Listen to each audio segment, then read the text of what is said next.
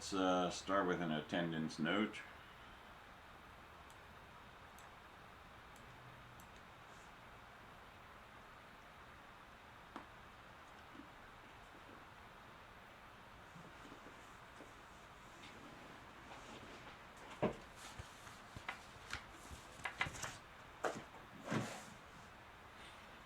So any questions up front? I had a question on the ODP. You mentioned using scanf for the ODP, and I used that and it worked. I got integrated tab at that, but your statement says there should be no spaces, but scanf ignores white space. Yeah, And that's so okay. It totally accepted all the spaces that I threw at it. That's fine. So the reason I gave you that string to use with scanf was to eliminate long, complex instructions on what is or isn't allowed. For example, this will also successfully match something like 2 plus 2x. It will say, yeah, that looks fine, and your function should just return a 4. That's okay. That's why I gave you that particular string to use and said make sure that scanf parses with that. But you're absolutely right. It will accept extra spaces in here as well, because scanf generally ignores that. Except I think if you have a space in here between these integers, it will match that first space to a %c, I think. But this is one of those cases where if scanf is happy, we're happy. Is that because scanf only returns how many variables it was able to fill, so if you want to divide 3 and you get back a 3, that's fine, even if there's a extra string at the end? Exactly, yeah. Now if we put a %s at the end and then tried to throw that into something, then scanf would return 4 if there was something extra at the end, and we could detect it like that. But that wasn't a requirement in this ODP, so we just kind of let scanf do the hard work and take whatever it says as good enough.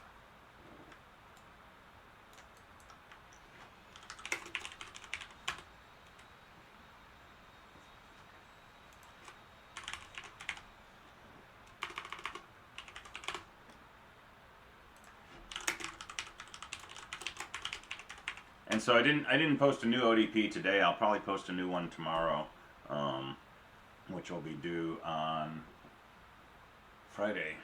Wow, the week's going quickly. So here's one way to do the calculate function. There's lots of alternatives we could use, but definitely need to take in a char star, which I just called buffer, return an int. There's our 3 variables.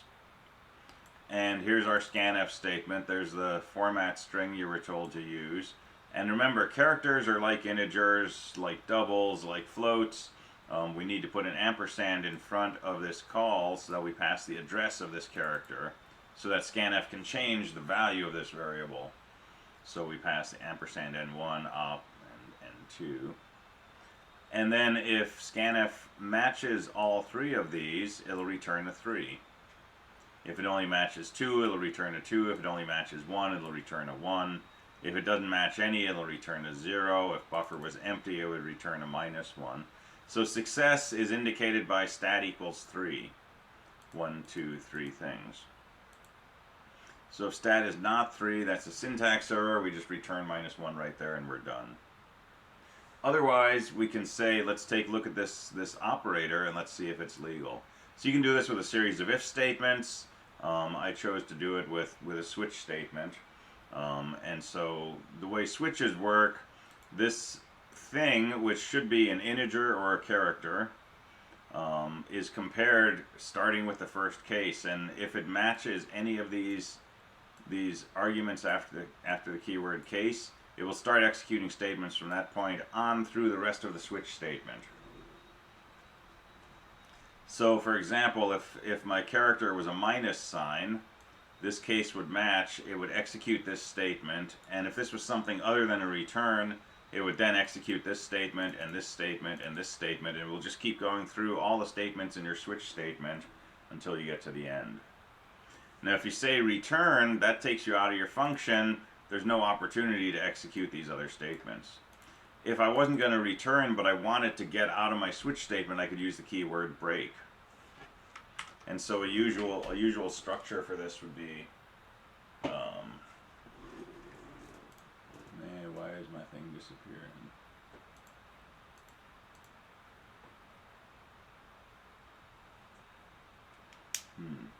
Hold on, I lost my document camera.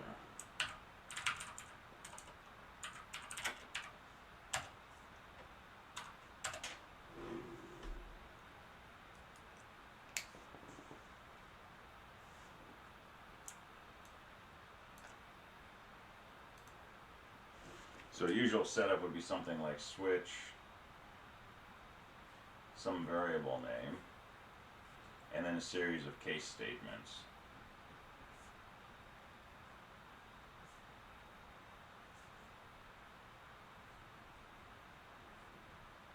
And then an optional default, and a closing curly bracket. So when you get to this block of code, this expression is evaluated, and it should be something that evaluates to an integer. It can be just a plain variable name, it can be a character, which is a small int, it could be some expression. But the value of this is calculated, and then it starts with the first case, and it sees if that value matches this. And if it does, it starts executing all of these statements. If it doesn't match this, it will go down to the next keyword case and see if that value matches that. And if it does, it will start executing these statements. And if it gets all the way to the bottom and this hasn't matched any of these cases, then it will find the keyword default, start executing those statements.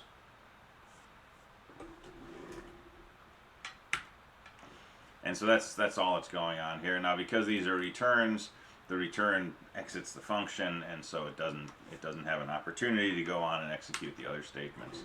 But in the general switch statement, once you match a case, everything else gets executed. So usually what you do at the end of your cases, you would typically put in the keyword break. And that says get out of the switch statement. Because usually what we mean is if the variable equals this, do these things. Otherwise, if the variable equals this, do these things. Otherwise, if the variable equals this, do these things. Otherwise, do these things. So if we put a break after these, it will stop it from just going on and executing the statements in the next case. That seems a little quirky to me for how switch statements work, but it's pretty universal. Yeah, you would think they would, I mean, considering what they're used for, you would think they would just kind of throw that in, like, only execute that. Yeah, exactly. And I think the reason why they do this is because usually in the internal implementation of this is not just a bunch of if statements. It actually does something fancier, at least in some compilers. It will actually calculate a location in memory to jump to. And the compiler will say, okay, these statements start at some location. These statements start at some location. And it'll make an array of jump locations.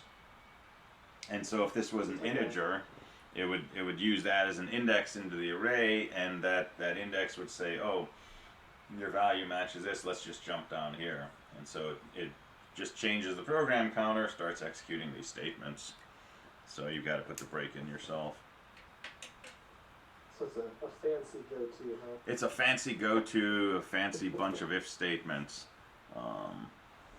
And it depends on the implementation, the compiler, the operating system, and so on. But some older processors actually had assembly language support for these kinds of things. So if we're using the break statement, then we're basically, we can use it as a giant conditional statement, right? Yep, yeah. So if you say breaks, then it's going to do whatever case it sees first, and then everything else after that. right. Okay. So if this was, A, B, C, this whole thing basically looks like, if variable is equal to A, do these things. Else, if variable equals B, do these things, and so on.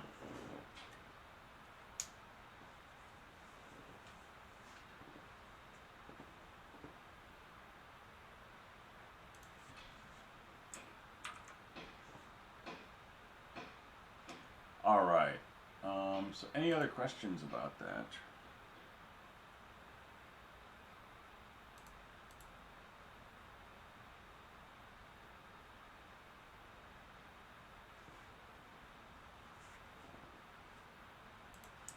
I'm curious about something.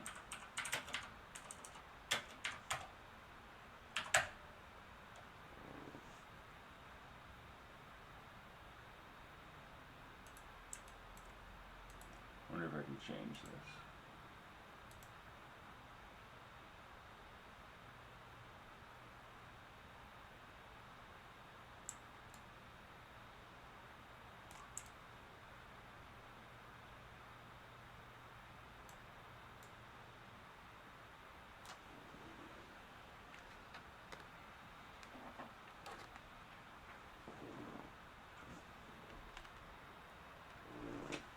That's not bad. Alright, I'll go with that.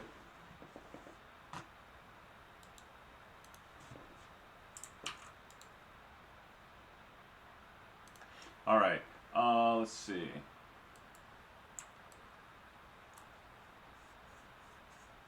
Most room. Alright, so I'll probably post some more ODPs tomorrow. And I think tomorrow I'm going to talk about PA4 and let you get started on that. And we'll have to talk about some more Unix commands. But PA4 is going to involve making a GUI. So you'll make a graphical interface to some shell scripts you're going to create. And PA4 will be a group project if you choose to work in groups. And you'll have a little longer time to work on this one because, you know, there's group dynamics involved and things like that. So we'll probably go through PA4 tomorrow.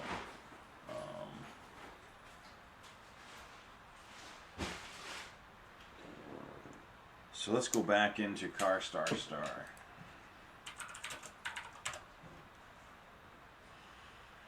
And I want to expand on what we talked about yesterday, which was looking at how this char star star works, a pointer to a pointer. And I want to do this in GDB. And this is not something you're going to have to do on an exam. It's not something that you're going to have to, you know, understand at a very deep level until winter quarter when we get into CSE224B. But we're kind of at a point in this course where I think it makes sense to at least do a first pass of this inside GDB. So this is going to look probably confusing, and we're going to be slinging lots of hexadecimal numbers on paper. But you know, feel free to ask questions along the way if what we're doing is not making sense, right? It may not make sense why we're doing this, and we can you know, field questions about that too, but try to follow this or play along, you know, as much as possible. And this is just going to be kind of a first pass at looking at stuff inside memory using GDB. But it's also something that will hopefully, you know, begin to demystify this whole char star star business a little better. And so, you know, we usually have a pair of arguments to main. We have an integer, which we call argc. We have a char star star, which is argv. And this argv business we can think of as a pointer to whatever this is. Right? When you put a star in front of a variable in a declaration, it means this thing is an array of these things, or it's a pointer to one of these things, which is the first element of an array. And a char star, remember, is a pointer to a character or an array of characters, or what we call a string. So argv is a pointer to a string. It's also an array of strings, which means there are things like argv element 0, argv element 1, argv element 2, and so on. And arrays only contain so many things. So how many things do we have in this array? That's what argc tells us. If argc is 3, we have 3 elements in the argv array, elements 0, 1, and 2. If argv is 1, we only have 1 element, which is argv bracket 0. Alright, so that's a refresh on the basic setup for argv, argc. So let's play with this in a debugger. And I think I lost my debug session. Oh, nope, there it is.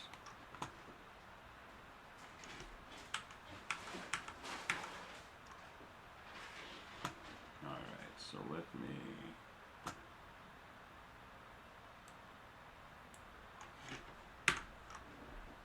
do this.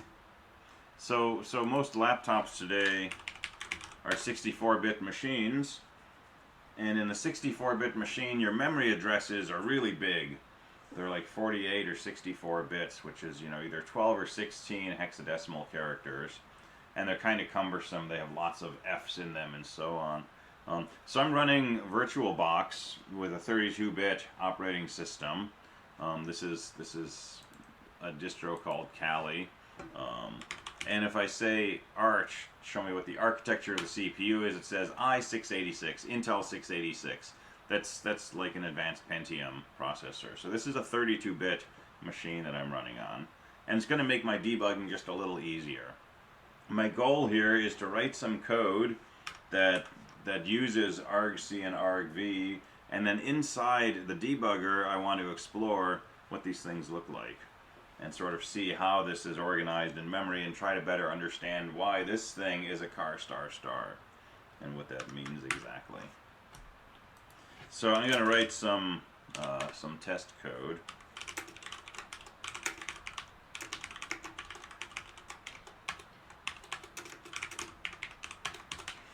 And it's not going to do anything. I'm just declaring my usual arguments to main, and I'm just setting up an integer just so there's something in my program. And it's not going to do anything. I'm just going to start this in the debugger, and then I'm going to look around in memory. So I'll compile it with a -g switch.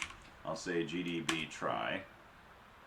And if I just say start, it will always set up a temporary breakpoint in the beginning. So right before this integer I equals 0, it stops executing. But I can see something useful here already. I can see that, you know, my program is called main. That's my main function. And it was called with 2 arguments, which I've called argc and argv. Argc is equal to 1. That means there's a single element in the argv array, just argv bracket 0. And so if I print argv bracket 0, it's the name of my program, right? That first element in the argv array is always the name of your program. And this is my directory /home/nic, and try is the name of the executable program that I'm running. So that's what argv bracket 0 is. Now if I ignore the warnings I've said and I try to look at argv bracket 1 as if my array contained 2 things, right? It's null. And I can print it in GDB, but if I try to take the string length of this, I would get a seg fault.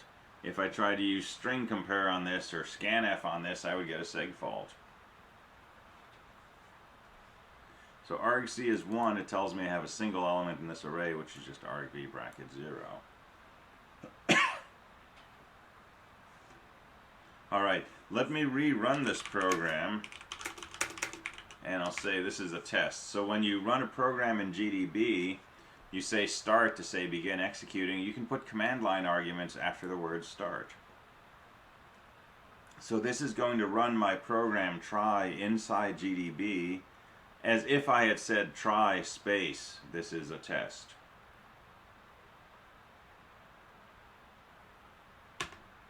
So I do that, it's telling me that it's already in the middle of something. Do I want to start over from the beginning? I'm going to say yes. So it goes ahead, it sets a temporary breakpoint at the beginning. It stops right at the beginning of my main program, but check this out. main has been called with a different pair of arguments. In this case, argc is equal to 5, and argv is equal to BFFFF764. Alright, so inside GDB I can do things like printing argv bracket 0, that's the name of my program. Argv bracket 1 is this, argv bracket 2 is, argv bracket 3 is A, and argv bracket 4 is test. Those are my 4 arguments that I put after the name of the program. So name of the program, arguments 1, 2, 3, 4. And I know that I have 5 elements here I can look at because argc is equal to 5. 1, 2, 3, 4, 5. But if I try to look at the 6th element of my array, I find null. Which again, you know, will usually cause a seg fault if I try to do anything with that. If I try to copy it or string compare it or something like that. Alright, so we can use GDB and look at things from our C perspective. Think of this as an array and print out the individual elements and so on. But I want to actually look at how these things are laid out in memory.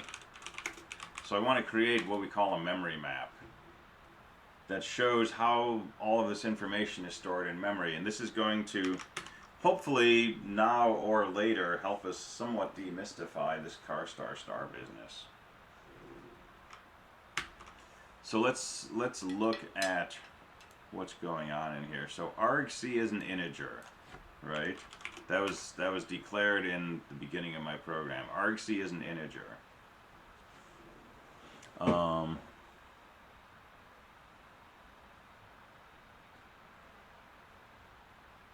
Yeah, that is interesting. I think we'll talk. Someone mentions that it's strange that these memory addresses are odd, like this one. And normally when you look at memory addresses, they are multiples of 4 or multiples of 8 sometimes. And we'll see why this is happening in a few minutes. That's a key observation. Alright, argc is an int. When I'm writing C code, I can just say, you know, print out argc, or, you know, x equals argc, or if argc is equal to 4, right? I just use argc, the symbol. When we get down to assembly language and from there into machine code, right, 1s and 0s, there is no argc, right? All you have is memory addresses. All your variables are referenced by their memory address. If I want to say x equals argc, I have to read from whatever address argc is stored at and copy the value I read into whatever address x is stored at. So if you've done 270, right, this may make more sense to you. These things are like file registers. So where is argc stored in memory? Right, in my C program, I don't care. I just call it argc. But when we're running an executable program like we are here, argc has to be stored somewhere in memory. So how can we figure out where argc is stored? Any ideas? Can we just print it like we've been doing the other ones and it'll show us the memory address? Within the debugger, anyway. So if I print argc, it doesn't. It gives me the value of argc. When I printed these, it gave me the address because that's what GDB does. There's a reason why it did it. Can we, I guess, can we use the star to call the address? So we can use an ampersand to print the address of something. If we try to print the star, that's saying print what's stored at location 5 in memory, and location 5 is not accessible. But the other flip side of that is the ampersand, right? That thing that we use when we pass something to scanf, for example. And ampersand argc means the address of argc. So if we do that, that's where argc is stored in memory. So if you use the star, that's obviously looking at address 5, is that because argc is equal to 5? Exactly, yep. Okay, so it just takes whatever the value is and points you to that point in memory. Exactly, yes. Okay. Alright, so I'm going to make a memory map. And I'm going to start off with argc, which is stored at BFFFF6C0.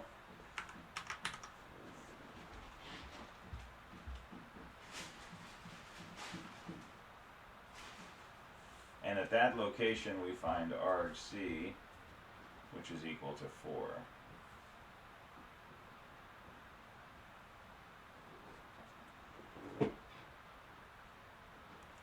Alright, and most of the addresses we work with are going to start with 0xBFFFF and then some 3-digit number. I'm not going to bother writing all of this every time. I'm going to just write these last 3 digits and make my life a little bit easier.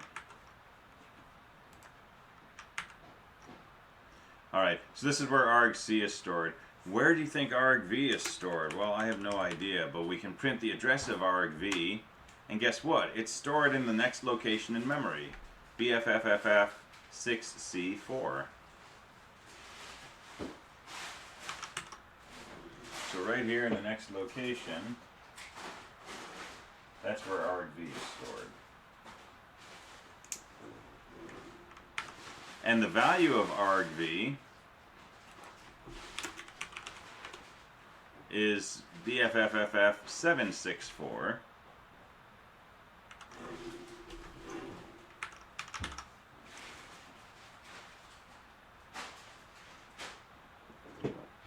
Alright, so that's our memory map so far.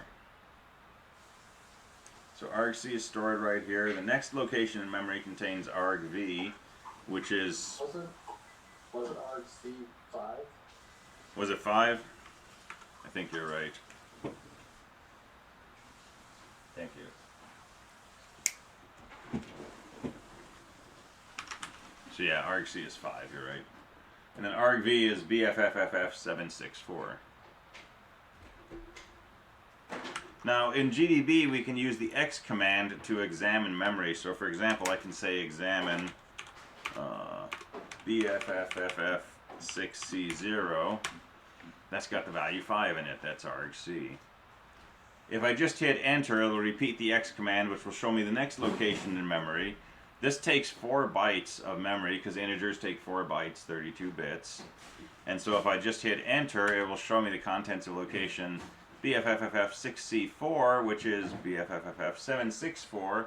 That's the value of argc, of argv. So these are stored in consecutive memory locations. And so the next thing to do is look at this location, 764.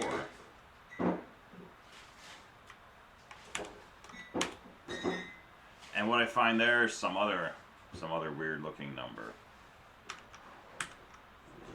So let's think about what argv is. Argv is declared to be a char star star. So we're thinking of argv as a pointer to something. And we may know from C that a pointer to something is just an array of those somethings. A pointer to an int is an array of ints. A pointer to a car is an array of cars. A pointer to a char star is an array of char stars. But we don't have to worry about that yet.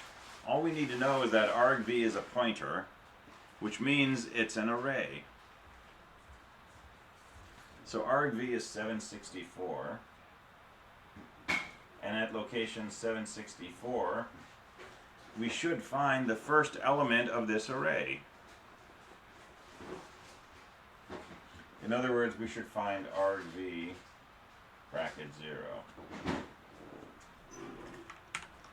And at location 764, we found BFFFF921.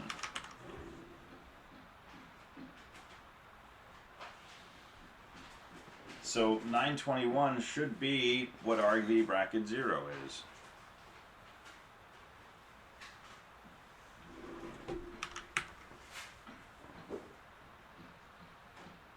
And if we look at the next location in memory, that's location 768, we find 930.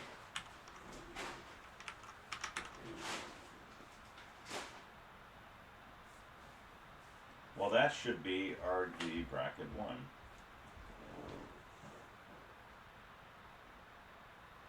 So argv is stored here at this location. Its value is 764. That 764 is the address where the first element of this array is stored. Which means this is what argv bracket 0 is. BFFFF 921. Argv bracket 1 is BFFFF 930. And if we just continue examining for a few spots, those should be argv bracket 2, 3, and 4. So let me write those down.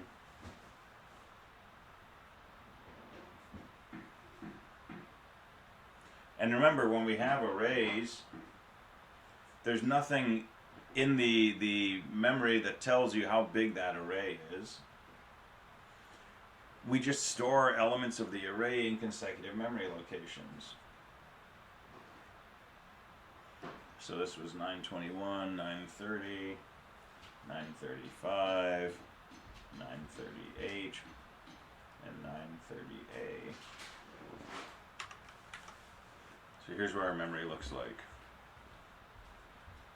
So argv is pointing here, which means this is argv 0. The next location will be argv 1, 2, 3, 4.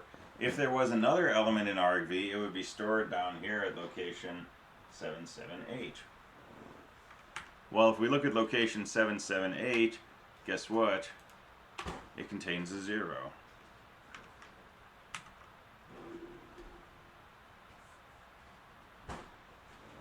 But since argc was 5, we know we only have 5 elements in our argv array. This is technically not part of our argv array, so we don't know what this is. It happens to be a 0. But we would never intentionally do anything with this location, because that would be argv bracket 5, which is a 6th element in the array. And we've been told that the array only has 5 elements. If I try to do something with a 6th element, I'll probably segfault.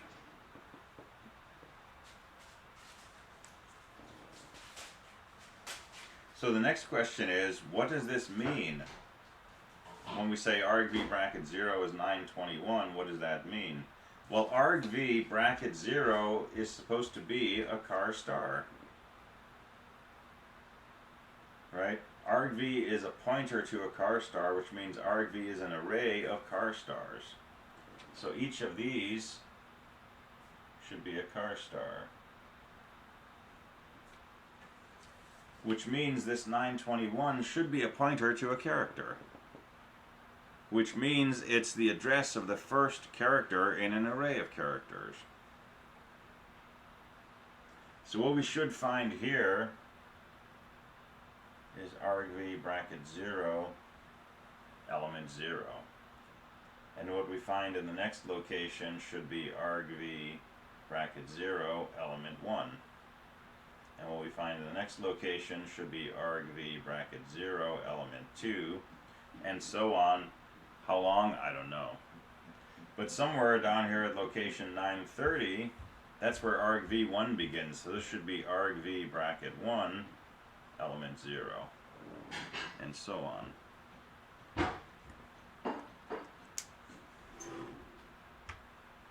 So we're almost done. Let's take a look at this location in memory. And at that location I find, reading from right to left, 2F, 6H, 6F, 6D, 6.5, 2F, 6E, 6.9, and so on and so forth. These 2Fs are slashes. So it's a slash something, a slash something, a slash something, and then there's a 0, 0. That's a null terminator. And this is starting at location 921 and going through all of these. So I can say, let's examine as a character what's stored at location 921. It's a slash.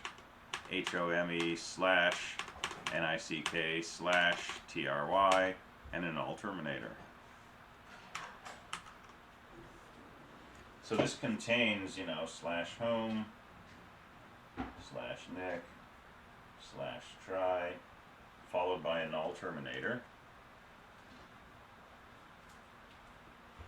And that went up through and including location 92F.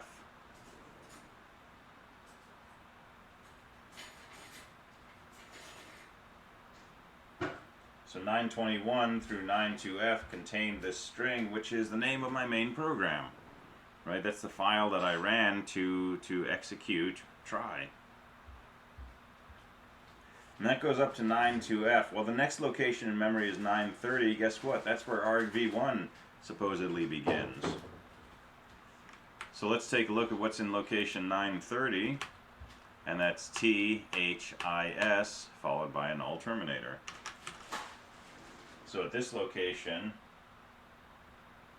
we find that first argument to our program. Remember, we ran this by saying try.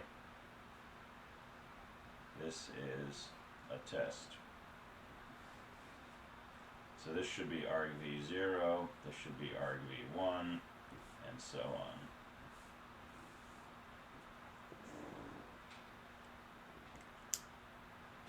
So THIS followed by a null terminator. That takes us up through location 934.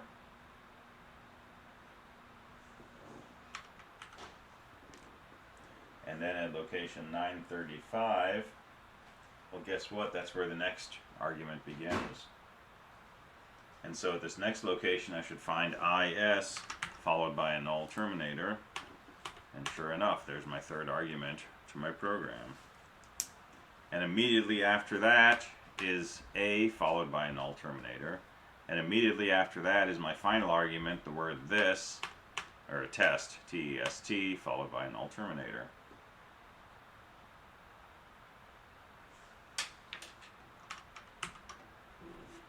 Alright, so what are the takeaways from this? It's a bit of practice with using GDB, right? Particularly the X command for examining memory. But it's looking at this idea of something as a pointer to a pointer and thinking of it as an array of pointers, right? Which is how we saw what each of these elements of that array is. But then thinking that each of those things in the array is itself a pointer to a character. So if we go to each of these locations in memory, we should find a character. And since it's an array of characters, and this is C, we assume that array of characters contains a 0 somewhere, which indicates the end of that array. So this set of characters corresponds to a string, which is what argv bracket 0 points to. And then right at the next location, we have the next string, which is where argv bracket 1 is. And so these strings are packed into memory. And if we look at argv,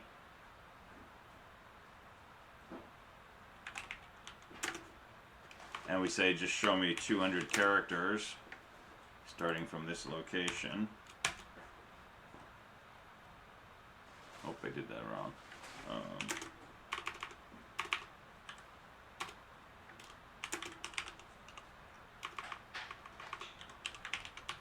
If we say show me 200 characters, it's starting at BFFFF 921, which is what argv bracket 0 was, right?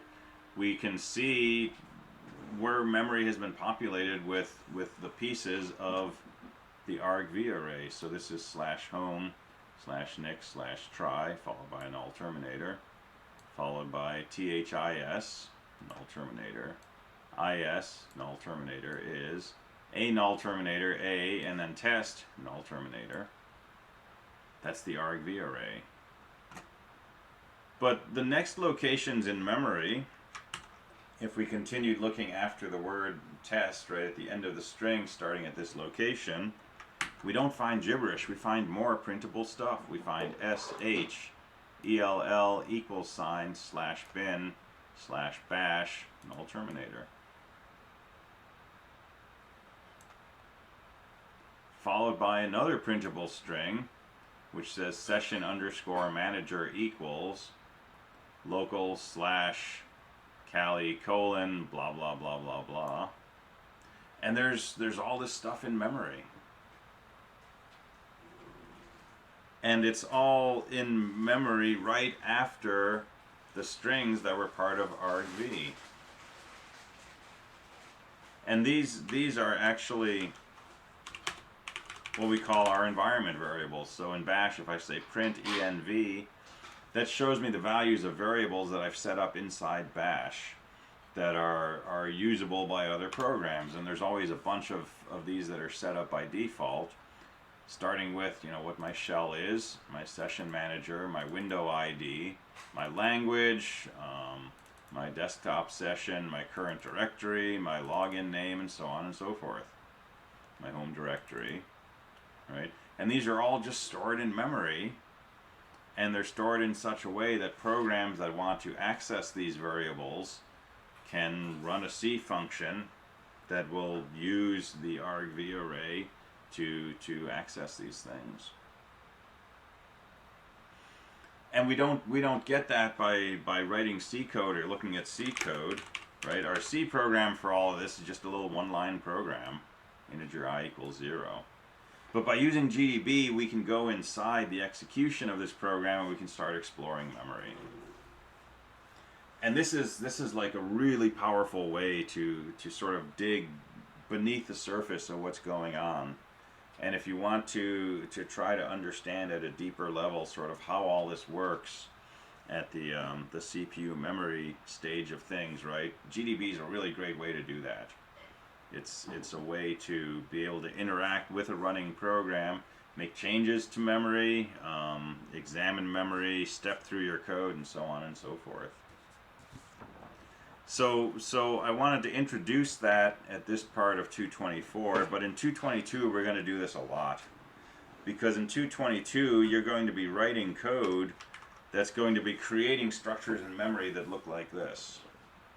You're going to be very deliberately placing things at certain places in memory and having some things in memory refer to other things in memory.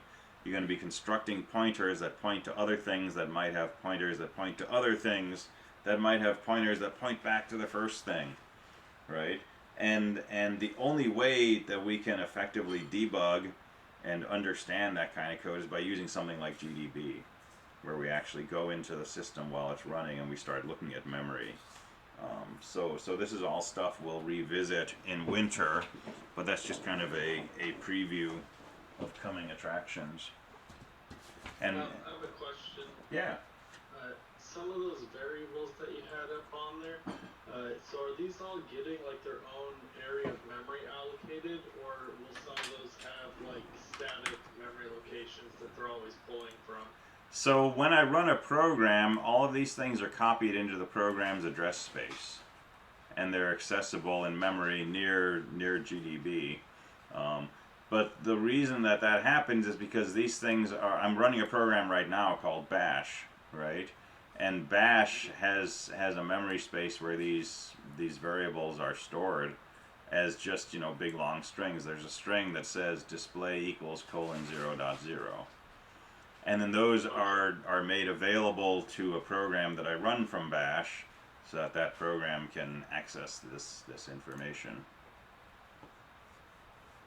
Okay, so you're just making a temporary copy Yeah. of where those are stored. Mm-hmm.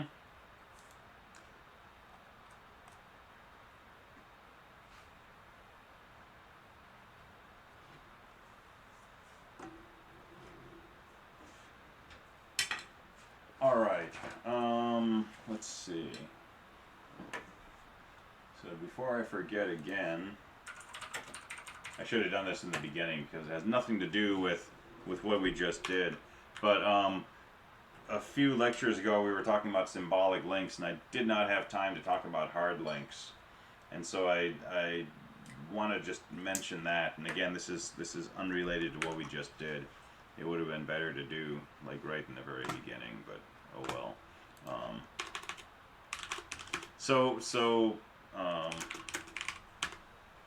Here's a file called try,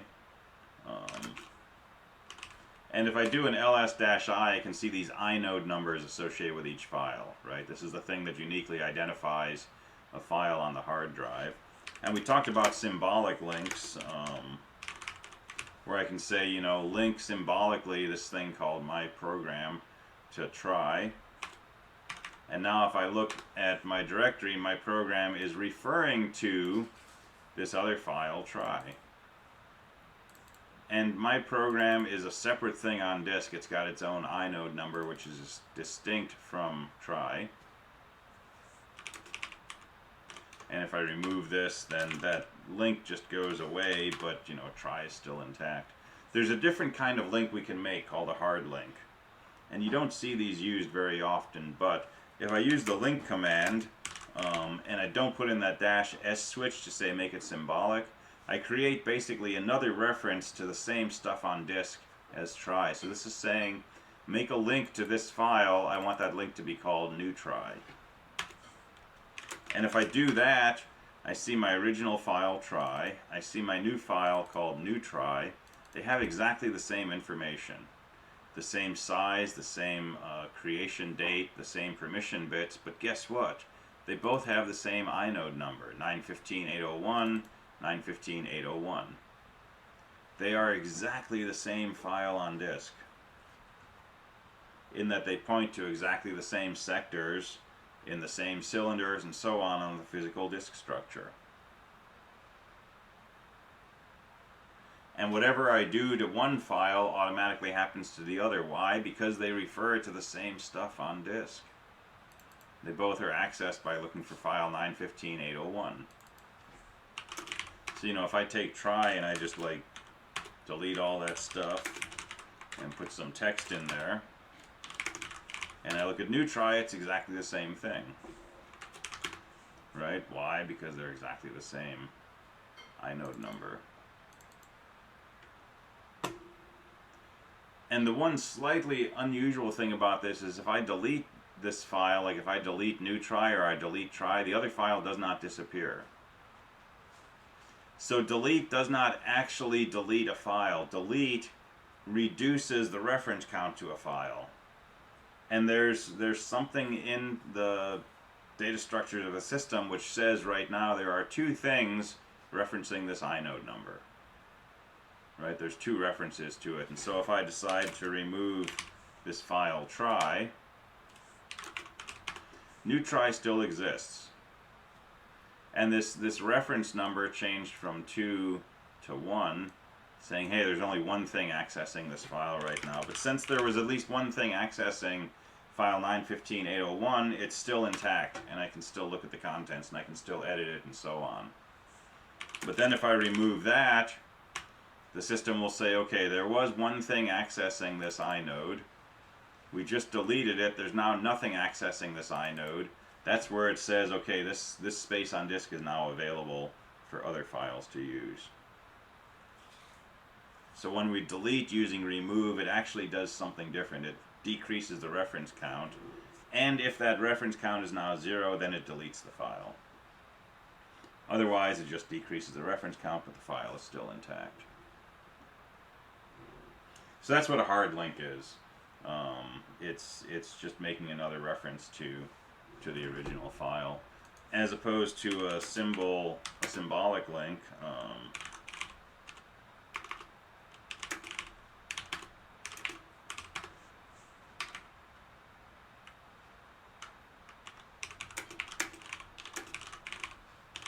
So here's a symbolic link to try. So new try.c is now referring to try.c. And if I cat this file, right, it shows the contents. But if I remove try.c and I try to cat new try, it doesn't exist, right? Because when I deleted try.c, the stuff in this inode disappeared. It went away. And when I try to look at new try, it says, okay, forget about new try, show me the contents of try.c. And there is no try.c anymore. So it says no such file or directory. So those are the two kinds of links we use. And almost always we use symbolic links. But there might be a few cases where hard links are useful. Alright, we are out of time. Please send me an attendance ping on the way out. And we'll talk about PA4 tomorrow. And we'll talk about some of the Unix stuff we'll need for PA4. And then we'll start playing with strings more, and we'll look at the next ODP and so on. So have a good one. I will see you next time. Thank you.